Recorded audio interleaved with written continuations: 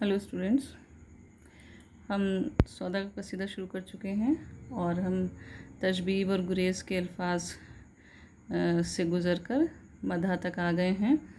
और हमने देखो गुज़िश्ता वीडियो के अंदर जो पढ़ा था शेर आखिरी, वो था सर के पैका न कब्ज़े से कमा के सरे मुँह। ये वाला शेर हम पढ़ चुके हैं। अब इसके बाद हम आगे कंटिन्यू करते हैं। अगला शेर है, टुक तेरी मर्ज़ी से बाहर जो करे काम जहाँ। टुक तेरी मर्ज़ी से बाहर जो करे काम जहाँ, हाथ से काम ज़माने के वहीं जाए बिचल। ठीक है, देखो टुक जो होता है, टुक जो लफ्ज़ है ना, उसका मतलब होता है, ये हिंदी का लफ्ज़ है तनिक या ज़रा। ये उस ज़माने में चलता था जब सौदा शायरी कर रहे थे, वली ने इसका इस्तेमाल किया, मीर सौदा, और उस ज़माने के बहुत सारे शौरा ने इसका इस्तेमाल इस लफ्ज़ का किया है।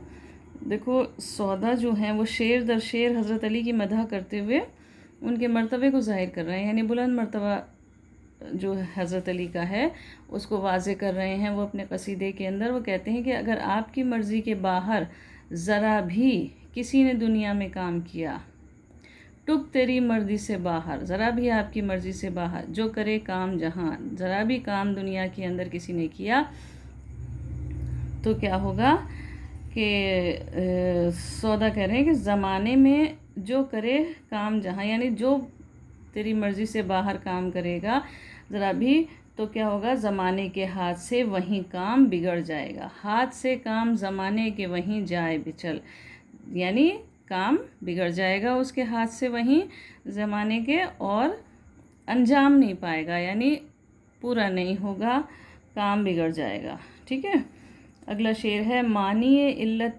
गाई जो ना हो तू उनका, खानए हर दो जहाँ फिर हो दो बैते मुहमल। ठीक है, अब देखो इल्लत गाई का मतलब होता है असल वजह या असल मकसद। खाना कहते हैं घर को, खाना हर दो जहाँ का मतलब होता है दोनों दुनियाओं के घर, यानी इस ज़माने का भी और उस ज़माने यानी आखिरत का भी। तो घर, दोनों दुनियाओं के घर मतलब उनका मुराद है कि दोनों दुनिया। ठीक है, दो बैत, बैत कहते हैं शेर को, दो बैत मतलब दो शेर। मुहमल का मतलब होता है बकवास या बिना मानी के या मीनिंगलेस कोई बात हो तो उसे हम मुहमल कहते हैं। तो शायर कहना चाह रहा है कि दोनों दुनियाओं में किसी शय की, किसी शय कहते हैं चीज़ को, या किसी चीज़ का या किसी का जो है ना वजूद, अगर किसी भी दुनिया के अंदर किसी का वजूद जो है वो अगर उसका असल सबब अगर तू नहीं है, यानी असल वजह या आप नहीं हैं हज़रत अली, तो दोनों दुनियाओं के घर यानी दोनों जहान दो मुहम्मल बैत की तरह होंगे, यानी ऐसे शेर की तरह होंगे जिनका कोई मतलब नहीं होगा, जो बकवास होंगे। ठीक है, मीनिंगलेस शेर की तरह होंगे अगर आपकी ज़ात जो है उसकी वजह, असल वजह जो है आपकी ज़ात नहीं है, अगर किसी शय की तख्लीक का या किसी शय का मकसद नहीं है, तो फिर क्या होगा, वो शय जो है वो कैसी होगी, बकवास या मीनिंगलेस होगी। ठीक है, तो एक तरीके से इनडायरेक्टली क्या कहना चाह रहे हैं कि आपकी ज़ात की वजह से दोनों जहानों का एक मकसद है, एक मानी है। ठीक है, साए में दस्ते करम के तेरे हर सुबह हो मसा, दौलते हर दो जहाँ से हो गनी अब दे अक़ल। दस्ते करम, दस्त कहते हैं हाथ को, करम का मतलब होता है मेहरबानी, मसा का मतलब होता है शाम। ठीक है, दौलते हर दो जहाँ यानी दोनों जहान की दौलत, दोनों दुनियाओं की दौलत। गनी कहते हैं आसूदा को, यानी जो बेपरवाह होता है ना, दौलतमंद बेपरवाह, जैसे किसी चीज़ की परवाह नहीं हो, उसके पास खुद सब कुछ हो, उसका दिल गनी हो, मुतमईन हो, आसूदा हो। अब्द अक़ल, अब्द कहते हैं ग़ुलाम को या नौकर को, अक़ल यानी बहुत थोड़ा सा या मामूली सा या बहुत कम दर्जे का। शायर कह रहा है कि तेरे मेहरबान हाथ के साए में, यानी तेरी मेहरबानी या करम के तुफ़ैल, साए में दस्ते करम के तेरे, यानी तेरे मेहरबानियों के साए में हर सुबह शाम, हर सुबह और शाम दोनों जहानों की दौलत से आसूदा हो जाता है। दौलते हर दो जहां से हो गनी, यानी दोनों जहानों की दौलत से आसूदा हो जाता है। कौन आसूदा हो जाता है? अब्दे अकल। अब्दे अकल का मतलब मामूली सा गुलाम, जो कमतर दर्जे का गुलाम है, वो भी, उसे भी अगर तेरी मेहरबानी मिल जाए, उसे भी तेरा करम मिल जाए, तो वो दोनों जहान की दुनिया, दोनों जो दुनिया हैं उनकी दौलत से वो आसूदा हो जाएगा। उसे फ़िक्र नहीं होगी कि मुझे ये चाहिए वो चाहिए, यानी उसका दिल जो है वो गनी हो जाएगा, फिर कुछ और नहीं चाहेगा, वो बेपरवाह हो जाएगा। ठीक है। अब कह रहे हैं दीन और दुनिया की है अशिया से कहीं वो आला, होवे जो शय तेरी अशिया में सबों से असफल। दीन और दुनिया की है अशिया से कहीं वो आला। अशिया शय की जमा है, यानी बहुत सारी चीज़ें। शय कहते हैं चीज़ को, अशिया का मतलब बहुत सारी चीज़ें। आला का मतलब होता है बुलंद। ठीक है। सबू, सबू का मतलब है सभी। असफल कहते हैं बहुत कम। निहायत कमतर दर्जे का, निहायत नीचा। शायर कह रहे हैं कि ए अली, आप तेरी अशिया में, यानी तेरी चीज़ों के अंदर, या जो चीज़ें तेरी मिल्कियत हैं, दीन और दुनिया की अशिया से कहीं वो आला, कौन सी? होवे जो शय तेरी अशिया में सबों से असफल, यानी सबसे ज़्यादा असफल हैं, सबसे ज़्यादा कमतर दर्जे की चीज़ें हैं आपकी मिल्कियत की, वो क्या होगा? दीन और दुनिया की अशिया से भी बहुत बुलंद और बहुत आला हैं। कहने का मतलब उनका क्या है कि आपकी मिल्कियत में ए अली, जो जो चीज़ें हैं आपके पास, जो चीज़ें हैं आपकी, जो चीज़ें हैं, वो चाहे उनमें सबसे कमतर दर्जे की जो चीज़ होगी ना, वो भी दुनिया के अंदर कैसी होगी? सबसे आला होगी। दीन और दुनिया की हर शय के अंदर वो सबसे आला होगी। जो गदा है बजहाँ तेरे गदाए दर का, उसके दर का वो गदा, कहिए जिसे अहले दुवल। गदा किसे कहते हैं? गदा का मतलब होता है फ़कीर। दुवल कहते हैं दौलत को। दर कहते हैं दरवाजे को। ठीक है। अहले दुवल, दुवल कहते हैं दौलत, तो अहले दुवल का मतलब होता है दौलतमंद या दौलत रखने वाले लोग।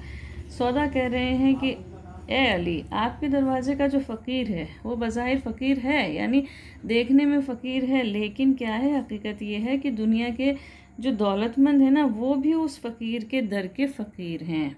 कैसे कैसे कह रहे हैं वो? इस तरह देखो, हम इस तरह समझ सकते हैं कि जो हज़रत अली से जो मोहब्बत करेगा या उनसे जो अक़ीदत रखेगा, तो दुनिया के अंदर क्या होगा? उसकी हैसियत इतनी बुलंद होगी कि दुनिया के दौलतमंद भी उसके आगे कमतर होंगे। इसलिए सौदा कह रहे हैं कि जो आपके दर का, ए अली, आपके दर का जो फ़कीर है, वो फ़कीर भी, उसकी हैसियत भी दुनिया के दौलतमंद, उसके दरवाज़े पर दुनिया के दौलतमंद जो हैं वो भी उसके दर के फ़कीर हैं। उसकी हैसियत इतनी बुलंद होगी उस फ़कीर की जो आपके दर का फ़कीर है। ठीक है। अब देखो अगला शेर क्या है। अगला शेर हम यहाँ से पढ़ेंगे। शायर क्या कह रहे हैं? ऐसी बख्शिश न हुई तुझसे कि जिसका बशुमार, ऐसी बख्शिश न हुई तुझसे कि जिसका बशुमार, हद तादाद है जितनी ये हुई हो फैसल। ठीक है। बख्शिश का मतलब होता है करम या मेहरबानी। शुमार कहते हैं गिनती को, काउंटिंग को, गिनना, है ना। अब आगे है फैसल। फैसल का मतलब होता है हुक्म या फैसला।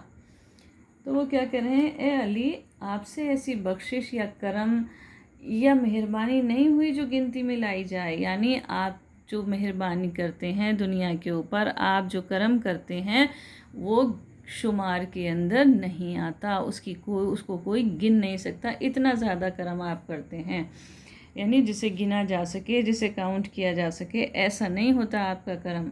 आपकी मेहरबानी कैसी है? लातादाद है। इतना करम है आपका कि उसे हम शुमार नहीं कर सकते। उस करम या उस बख्शिश की तादाद की तो कोई हद ही नहीं है। अगला है वस्फ तुझ तेगे दो सरा का, मैं करूं क्या शहीदी, मैं करूं क्या शहीदी, दिल मुहिब्बों के जो मैदान में करे है सैकल। वस्फ तुझ तेगे दो सरा का, मैं करूं क्या शहीदी, दिल मुहिब्बों के जो मैदान में करे है सैकल। वस्फ कहते हैं खूबी को। तेग किसे कहते हैं? तेग का मतलब तलवार। शाहिदी, दीन के बादशाह। मुहिब का मतलब होता है दोस्त या मोहब्बत करने वाला। सैकल कहते हैं पॉलिश को।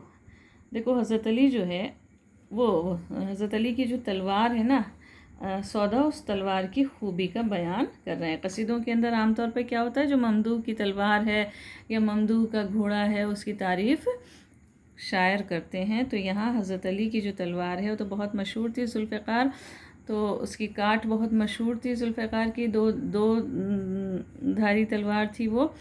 तो सौदा जो हैं वो जब हज़रत अली की मदह कर रहे हैं तो उनकी तलवार की मदह कैसे नहीं करते, तो वो उनकी तलवार की मदह इस शेर में कर रहे हैं। यहाँ से अब वो तलवार की मदह कर रहे हैं, तलवार की तारीफ़ कर रहे हैं। कह रहे हैं कि ए दीन के बादशाह, ए शाहिदी, ए दीन के बादशाह, मैं आपकी तलवार की क्या खूबी बयान करूं कि इसमें तो वो सिफत है। वस्फ़ क्या है इसकी, मैं आपकी तलवार की वस्फ़ तुझ तेगे दो सरा का मैं करूं क्या शाहिदी, यानी मैं क्या बयान करूं ए शाहिदी, आपकी तलवार का वस्फ़ क्या बयान करूं, क्या खूबी बयान करूं मैं कि इसमें तो वो सिफत है। दिल मुहिब्बों के जो मैदान में करे है सैकल, इसकी सिफत क्या है कि जो आपसे मोहब्बत करने वाले जो दोस्त हैं आपके, उनके दिलों को ये मैदान जंग के अंदर सैकल करती है, पॉलिश कर देती है, रंग रोगन कर देती है। कैसे कि बुराई और गंदगी को हटाकर ये आपकी मोहब्बत और अक़ीदत को उसमें उनके दिलों में भर देती है। ठीक है, यानी जब ये तलवार चलती है तो आपके चाहने वाले इसके कारनामे देखकर आपके चाहने वालों के दिलों में आपकी मोहब्बत और अक़ीदत बढ़ जाती है। उसके कब्ज़े पे जो हो दस्ते मुबारक तेरा, उसके कब्ज़े पे जो हो दस्ते मुबारक तेरा, ना रहे दीन मोहम्मद के सिवा और मिलल। तो देखो कब्ज़ा किसे कहते हैं, कब्ज़ा का मतलब होता है तलवार जहाँ से पकड़ी जाती है ना, जिस जगह हाथ रख के तलवार को पकड़ते हैं वो कब्ज़ा कहलाता है तलवार का, उसको पकड़ने की जगह। मिल्लत कहते हैं, मिलल जो है वो मिलल मिल्लत की जमा है, तो यानी कौम। इसका मतलब ऐसे रंज या तंगी भी होता है, लेकिन यहाँ कौम से मुराद है। तो शायर हज़रत अली की तलवार की तारीफ़ में क्या कह रहे हैं कि अगर तलवार के कब्ज़े पर हज़रत अली का हाथ है या तलवार हज़रत अली के हाथ में है, तो उस तलवार को यानी उस तलवार की जो काट होगी मैदान जंग में वो ऐसी दिखाई देगी कि दुनिया में रसूल खुदा सल्लल्लाहु अलैहि वसल्लम के दीन के सिवा और कोई दीन नहीं बचेगा। यानी कोई और दुश्मन जो है बचेगा नहीं, सारे दुश्मन हलाक हो जाएंगे। अगर वो जिस तरह उसकी काट इतनी ज़बरदस्त है हज़रत अली की तलवार की कि वो जब मैदान जंग में चलती है तो सब सारे दुश्मन ख़त्म हो जाते हैं। तो वो कह रहे हैं कि कोई सिवाय रसूल खुदा सल्लल्लाहु अलैहि वसल्लम के दीन के कोई और दीन नहीं बचेगा, कोई और उनकी रसूल खुदा सल्लल्लाहु अलैहि वसल्लम की जो कौम है, मिल्लत है, बस वही बाकी रहेगी। तो दीन मोहम्मद ही बाकी रहेगा, बाकी और कोई बाकी नहीं रहेगा, सारे दुश्मन हलाक हो जाएंगे। ये उनका कहना है कि इस तरह हज़रत अली की तलवार की काट इतनी ज़बरदस्त है। ठीक है, अच्छा हम यहाँ तक पढ़ेंगे। उम्मीद है आप लोगों को समझ में आ गया होगा। Thank you.